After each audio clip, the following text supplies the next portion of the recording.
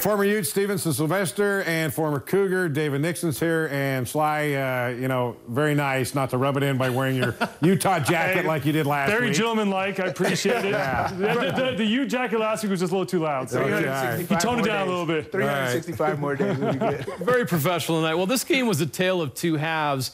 And Sly, for BYU, let's start with their impressive first half. Yeah, they started the game off smoking. Utah obviously wasn't coming out prepared, especially Matt Bushman had an amazing game. What about this play was just amazing? Yeah, Zach Wilson was very impressed with this first half. He wasn't intimidated at all by the environment. There was a fantastic ball to Matt Bushman. Bushman 6 catches for 92 yards in this touchdown on the night. But really, it's all because Utah really stacked the box. They're daring BYU to try to throw over the top. Bushman, they're going to blitz. Bushman's going to do a skinny post up the middle. And it's a great job. The play action you see from Zach Wilson, draws up the backers, and he drops right over the back of him to Bushman. And that was a huge play. They got BYU going. Obviously, gets them 13-0 and gets them rolling into that first half. And everything was going right for BYU in the first half. And momentum was going, but at the same time, you just felt like at some point Utah might come back and creep back in the game. So now it's third quarter. You're 4th down and 1 at the goal line at Utah, your rivalry game, last game of the year. What do you do in this situation? Listen, this is a play that BYU hasn't put on film this year. This is the old Army wing T. You're going to see Hadley in motion behind, and you have Oscar Fences, who came in the game underneath the center at quarterback. Hasn't been done all year, but he's doing a great job. He's going to pitch it to Hadley in motion. You're going to see Thomas Shope become a puller, and actually Kafensis, the quarterback, becomes a blocker as well, lead blocker. Hadley goes in basically untouched, and now it's 27-7. And I think all BYU fans are thinking we might have a chance. We might have a chance. Not so fast. Well, I want to break down the BYU defense on this right here. You got one-on-one with the Utah receiver. What's going on here? Isaiah Kafusi did a fantastic job up here on the slot. And once again, the first half, BYU defense was rolling. But this is a linebacker and a slot receiver. This is not Jalen Dixon. He's a fast receiver. This is a mismatch right here. But Kafusi does a great job. He's going to back off. He's man-to-man. He's going to back off the receiver. He does a great job of turning, doing a man turn, and gets into his hip pocket. And he's not looking back. He's not panicking. Gets his hand right there in the mesh point when the ball's coming down, is able to break it up. And so Isaiah Kafusi, fantastic job. He went out with an injury later in the game, and I really think defensively that changed the whole tone for this BYU defense because he was their leader. He was their playmaker up to this point in the game. He went out with an injury, and I think BYU struggled really filling that void.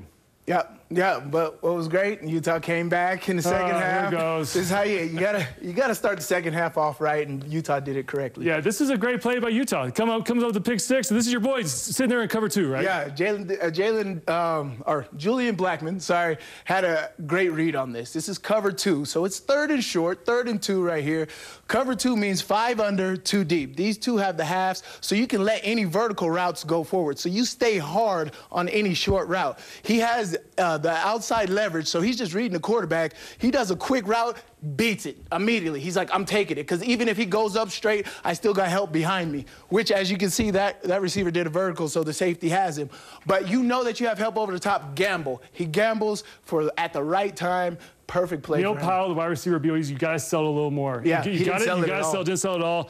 Blackman comes up with a huge interception. So moving forward, Jason Shelley, I can't speak more about this guy. This guy handles the game super well, doesn't make mistakes, and here's one particular play where he buys some time with his legs. Yeah, I mean, I love the composure here. Redshirt freshman, a turbulent season right now. You got your starting quarterback out, starting running back out, and he's just done an amazing job the last 3 games. Here you see pressure coming. He doesn't panic. He still keeps his eyes downfield, finds the CLC Mariner wide open, big play. You see the cameras rocking, the stadium loving shaking. it. They put him up. That was a go-ahead touchdown. And now you fast forward. You got to give props to this Utah defense. All night they were in BYU's backfield. Right here, 4th and 1, come up big. Yeah, of course, your main guy on defense, Chase Hansen, he's in there making amazing play. But what is so great is John Pennicini. Look at this penetration on this guard right here.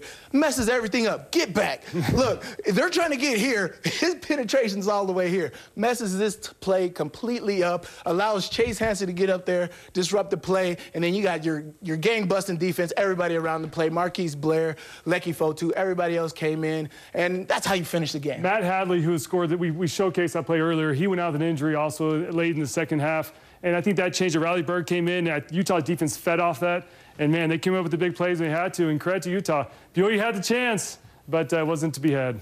This rivalry always gives us something. Yeah. Something weird, something different every year. Yeah, that's why you got to love rivalry. Now it's the first game of the season next year. Everyone has, bragging rights for all the offseason. They meet again at the BYU Stadium, first game of the year. We'll see how it goes. We'll look for your blue jacket next year. I'll bring you rocking.